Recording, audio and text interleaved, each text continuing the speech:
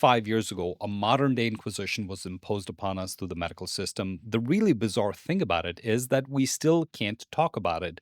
It is as if nothing ever happened. The whole event has been, to use a term by George Orwell, memory hold. To me personally, the most shocking thing about this whole time period was who the foot soldiers and enforcers of this inquisition turned out to be: the doctors. They did their job with a troubling enthusiasm and single minded efficiency that could have been mistaken for religious zealotry. Very few showed the moral courage to question the directives handed down to them.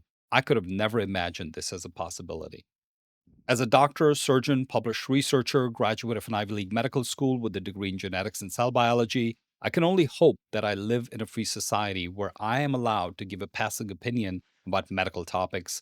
I would also hope that if my opinion is not scientifically accurate, somebody would take the time to fact check me so I can correct my error. But most importantly, I hope and pray that I'm living in a society where medical censorship is not a thing.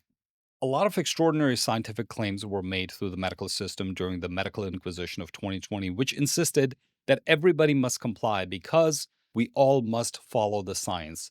But the odd thing was that nobody was allowed to question anything about the science.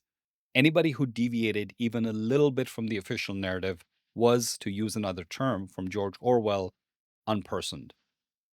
It turns out that the science was not very scientific after all. We are finding this out the hard way. Science that cannot be questioned is not science, it is a religion.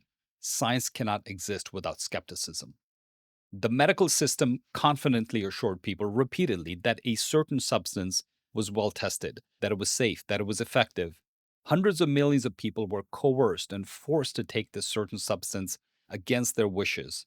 People who had the moral courage to resist lost their jobs. They were shamed, punished, and socially ostracized. The concept of bodily autonomy was completely rejected by the medical profession on an unprecedented scale. Today, unsurprisingly, people don't trust their doctors because they saw what happened. They're waiting for the other shoe to drop. The damage to the integrity of the medical profession is irreversible. Here we are, 5 years later. There's no mea culpa. It is business as usual. Science and censorship cannot coexist in a healthy society.